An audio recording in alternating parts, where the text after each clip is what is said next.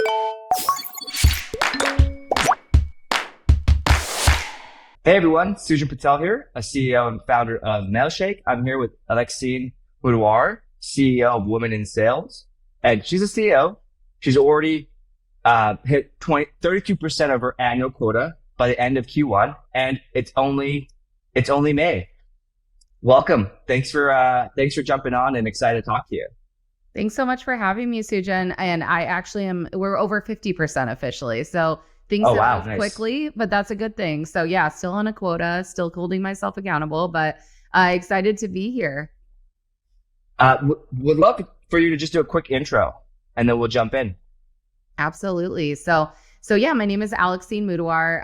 As mentioned, I'm CEO of Women in Sales. My background prior to my current role was I spent 10 years in enterprise sales working for exclusively tech startups. So a lot of first in to help build enterprise, a lot of kind of building as we were driving the car, and a lot of cold calling over the years and a lot of prospecting. Nice. And we were just talking offline before this, like being a CEO, AE, you never stop selling, right? Like I'm doing like sales either to rally my team around selling them on the vision, so they can all execute kind of in that same direction. Or sometimes I even jump in on these sales calls or like run into folks that are potential customers, and I'm like, shoot, I thought I could not. I didn't think I need to be great at this. And you went from AE to CEO. How's that transition been? Yeah, it's kind of like comedic on some level, because I'm like, oh my God, my day is so similar to what it used to be when I was in the AEC. I just get the lovely addition of all the other roles too. So I remember for me personally, I was like, I always wanted to make it to the C-suite. And so for me, I ended up promoting myself, which a lot of people are doing right now. And it's so funny because you wait to get to that role. And then all of a sudden it's like, boom, here's your CFO title. Here's your chief customer officer title. Here's COO. Now you have to do all of them simultaneously. And it's definitely a lot of work. But the sales part of it did not change really that much from when I was in the AEC to now. And I'm actually taking more sales calls today than I was when I was working full time as an AE. So if anything, I just call myself an SDR now. I'm like, I'm an SDR. I'm prospecting. I'm taking sales calls all the time. It's crazy.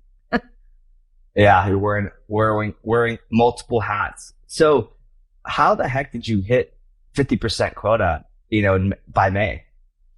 Yeah. So this is interesting because this was the part that was like, for me, I had always had like a hand in like helping with pricing and deciding what pricing structure looked like. A lot of this was iteration. So we went through like I think at least 3 iterations of like what our pricing structure was going to be, how we were going to run our partnerships program, how sponsorships were going to be set up. And so that took a lot of kind of like A/B testing and seeing like what resonated. And then a big piece of it as well was also figuring out, what does my discovery call look like? Because I think when I left the AE seat, I was like, no more disco calls, no more demos. But the reality is, of course, I'm still doing discovery. I'm still constantly like sharing resources and walking through things with people. So a lot of that didn't go away. And so much of this was figuring out, what are the questions? Like I definitely went through some bad calls where it was just like, I could tell like the energy wasn't there, and I could tell like I was missing and not checking the box on certain things. So I had to kind of go back and figure out like, what are the key pieces of information I want to distill from every one of these conversations? What's going to be really important to these companies? How do we kind of marry their initiatives, what we're offering, and how do we kind of bring that all together? And then sort of had a realization moment a couple months in, and I was like, wow, this is exactly what an AE role is. I'm just looking at what's important to the company, what they're prioritizing, and matching that with what my product, whatever I'm offering is.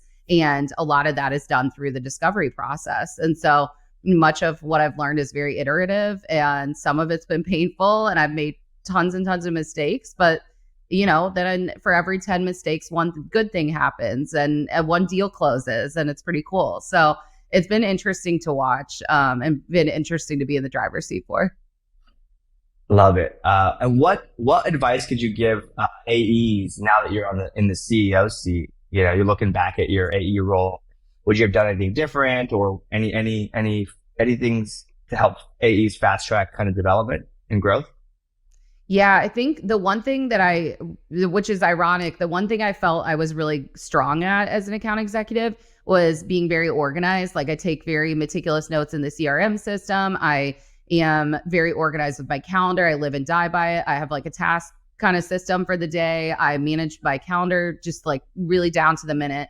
And so I felt really good about that. But then when I stepped into the CEO role, it kind of like it like kicked it up a notch. Like it was a lot, like all of that had to go up even like 10 more levels. So I felt like here's this area that I'm really good at, like structuring my day and making sure I have everything that's getting accomplished. And then once I had all these other priorities jump on my plate, I was like, oh, wow, now this like really I have to get ultra structured. And so like one of the things a bunch of people made fun of me for was I was like, I got a Salesforce instance, like Women in Sales has a Salesforce instance. And people are like, what a waste of money. Just manage it in Excel. And I was like, no, I can't. Like I have to manage the things the same way I did as an AE. So I would say if you're an AE, and I've been you before, if you are, who's disorganized or doesn't have like a system and isn't good at like inputting notes or kind of like transferring data and making sure like everything's up to date. If you ever want to go down like the CEO path, it's going to be a non-negotiable. Like you're going to have to level that up. So the sooner you can get to that in your AE role, the better, because it's only going to serve you long term. So I know we all hate like the manager who's like, where's the notes in the CRM? Like, are your op notes updated? But the reality is like, now that I'm in this seat, I understand like they're not doing it for fun. They're not enjoying following up with you. This is like critical information that needs to be stored somewhere. And so I would say that's the biggest piece of advice. If you're someone that's not organized, get organized. If you're someone that's already organized, figure out how you can take that up a notch and start to make your life even easier. I love it. I love how you're building the right. I look at like notes, doing everything you described, CRM, even at, solo sales rep, CEO selling, 20-person, 50-person, 100-person team. These are the building blocks of an efficient and repeatable sales org, right? When you start to hire 2, 3, 4, 5 reps, build out the team, they're going to look back at all the things you did and learn from you. And by doing the work now, you're just like copy and pasting links into a doc and like, hey, look at all the notes here, follow this versus, okay, now we got to slow down before we can speed up. And, when you're ready to speed up, you have to slow down versus doing it right from the beginning. And I think I echo kind of the organization and the right building blocks because one, I've done it wrong many times and I've always paid like 100x the price in time and even money, when I do it later, right? Like it's just so easy to do it later. But also, when the times I've done it right, like when we started Mailshake, everything was just kind of, I was like, I want to make sales like a repeatable process. We know the personas we want. We know what personas don't fit. We use scorecards, metrics. We have all the things we want. And if someone fits in the org and they're going to hit the ground running, and every hire we've made or our head of sales has made, the onboarding time, the time to where they're closing deals has shrunk from like, I think it was like 2 months. And it was, I think at one point it's like 90 days and now it's like 2 weeks they can go. And then within a month, they're at 40% close rate. So, that's employee number 30 on the sales team, right? 30th hire. But anyways, I totally hear you on that. Last question here is what are, founders, CEOs doing their own sales? Are there any tips or advice you can give them on selling and doing sales in general? Yeah, absolutely. I was actually, even to your last question, this probably kind of like bleeds into what you were just asking. I think one of the biggest learning moments I had, at least, I just finished my first full quarter as CEO. Of course, monetarily things going well, which is great. But tons of learnings that people never see behind the scenes. I try to share some of it on social, but there's a lot that happens. I think my biggest learning in particular in an area that I would definitely urge other CEOs, founders to kind of dig into was actually qualifying out, because my calendar like a couple of months ago was insane. It's still insane. It was like more insane a couple of months ago, but it was just littered with like meetings, and I was getting really frustrated. Like probably like 2 or 3 months ago, I was really starting to get like frankly kind of annoyed with my calendar, because I was like, these are meetings that I'm going into knowing we're not going to like win this. And why am I spending the time here? Like, this isn't a good use of my time. It's not a good use of my company's time. It's taking me away from projects that I want to be working on. So it actually got me to a really good place where I'm almost like gating my own time now, where I'm like, hey, I've had conversations, we were getting one particular title, for example, that kept reaching out and looking to schedule meetings. And I watched over the course of like 10 to 15 of these deal cycles, and they all crashed and burned. And I was like, this isn't our title. Like, we can't sell to this title. We don't have an offering for this title today. And so what I started doing was just being really honest. Like, as these people were reaching out to me, I was like, hey, we've talked to a number of folks that are in the same role as you. What we've identified is we don't have an offering for you today. And I just want to be really transparent about that. What this looks like is we work really well with X, Y, and Z teams internally at your company. If you're willing to make a referral for me there, that would be incredible. And then by the time we kind of work with that team, we'll likely have launched what's going to work really well for your team. And I'd love to kind of bring you back into the fold, but I don't want to waste either of our times. So I just started being like really upfront and really honest, and people appreciate it. They were like, oh, thanks so much for like, they don't want to spend 30 minutes of their time and waste it either. And so I think that was probably like one of the biggest things. It sounds so obvious, but figuring out like, what is your ideal customer profile? Like, what contacts are actually going to move the needle for your deal, and starting there, because if you don't, you're going to be where I was a couple of months ago, where you're just taking like 10 to 15 extra meetings a week and totally just inundating your calendar. And then I'm zapped for the really good meetings. Like, my energy's gone. I'm like depleted. And then the good meetings that are actually winnable, I can't bring it all to the table. And so I think it's just really, really critical to understand the ICP, which I feel like if someone would have told me that like 5 years ago, I would have groaned, but it's very real. Yeah, absolutely. I think I totally hear you on like, it's quality over quantity. Mm-hmm. And it feels good. Like, quantity feels good when you hit those, like, I've got 30 meetings booked this week, or like this month. Well, what if like 6 of them are the ones that are like the hitters, right? Like the ones that are going to be movers. And I love that fact that you're just being upfront and honest with yourself, doing the ICP work at the beginning or even prior. Super important. We at Mailshake, we switched to a yearly plan. We're pretty much moving that market into the kind of mid-market, upper SMB. And we are able to close more revenue with 1/5 of the leads. Mm-hmm. And it all comes down to, we went laser focused on ICP, and we said no. And it was scary. We said no to 80% of customers that used to come to the door. We pretty much priced them out. And we're building for small and growing sales teams. That's it. There are other use cases. Shut the door. Let's go. And, as a CEO, you can make that decision, right? It's definitely not easy. We've had so much pain to go through it. But a year later, we're like, oh, magically our ACV increased 5x. AKA, we got the same revenue that we did from, 5x the customers from like 1/5 and just significant more value. And anyways, my point is, that laser focus as a CEO, especially if you're doing sales, so important, so easy to not be focused. Yes. And morale, like, think about, we're in 2 different places here. Like, you have a lot of, you have reps on your team that are looking up to you. I have myself, but morale is equally as important, because for me, if I'm going into the ring over and over and over again and losing, it's going to take a beating. Like, I noticed like my tone was kind of off. Like, I just felt like a little defeated. I already was like anticipating a loss.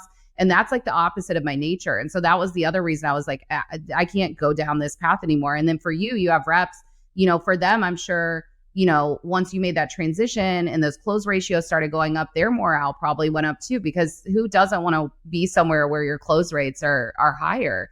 And it makes it winning more fun. It makes the deal cycle more real, because if you have like 100 leads and only 5 of them are going to close, it's like, it's hard to kind of grind through those other 95.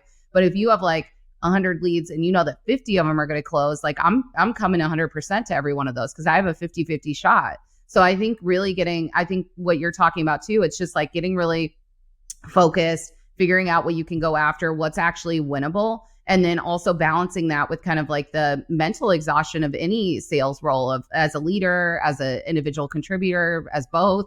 And really keeping that morale piece high, because that's going to really dictate how you do long term too. Yeah, absolutely. That's a great point. Like this is all like you do this piece right, everything kind of cascades. And really it seems to be the theme of this conversation is get the building blocks right. CEO, AE, whatever role you're in, foundation matters. And then everything kind of can build on top of that. You have a weak foundation, it's just going to crumble.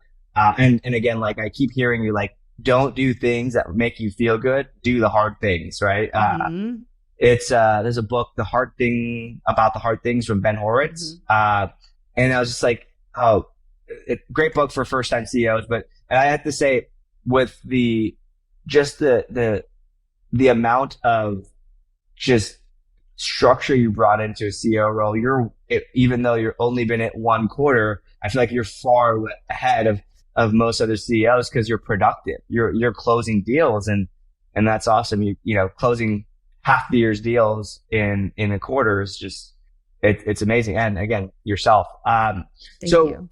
Where can people go to find you? I believe you've got some new projects and new things coming out. Would you mind sharing the details? Yeah, I'd love to. So first, where you can find me, I'm on LinkedIn. I am a total night owl. So if you message me, you'll get a message back between the hours of like 1 to 2 a.m. That's just my LinkedIn and mail time frame.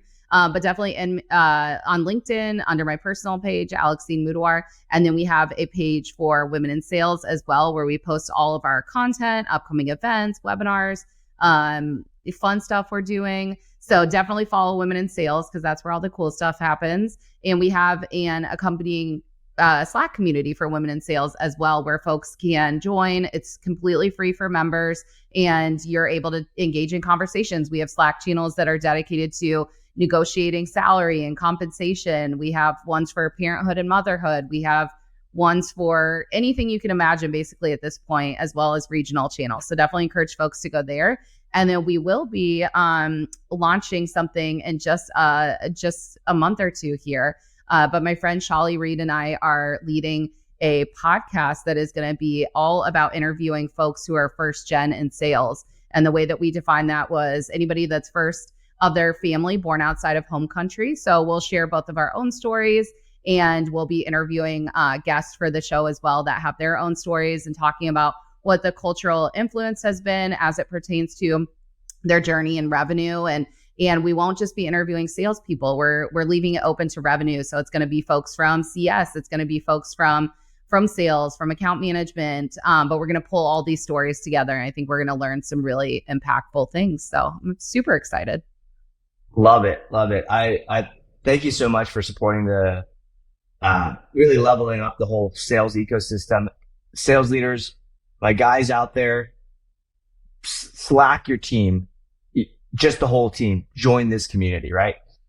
Encourage your reps to join. And if you're a male AE or female AE, just join the community. It's awesome. You're not alone. There's stuff going on. I believe Maggie and a few of my women reps. Actually, oddly enough, we used to be a bunch of dudes at the company, and that's just natural, like easily do that. But we're like now, I think like 75. Mostly, somehow we made a big focus, and then we just flip flop, yeah. And so now like we need some more testosterone here just to like balance out the culture and whatnot. Anyways, once we got 2 or 3 women, they were able, they created their own Slack channel inside of our, company Slack. And I just saw them as different people because they're like, oh, we're not alone, right? As soon as there's 2 or 3, I'm like, oh, we all have this problem. I mean, I'm obviously not the woman in sales, but join the Slack, join the webinars, and check out that podcast. Thank you so much for jumping on. I learned a lot. Thank you. Yeah. And we do have one last thing. We do have men that are involved in women in sales too. So we have a lot of men who are in sales leadership roles who show up to events, lead events for us, or join in the Slack community. So it's open to anyone to join. It's just, you're going to see a lot of women's voices elevated in it. So thanks for having me on, Sujan. This has been amazing and just really enjoyed our conversation. So happy selling, everyone. Likewise.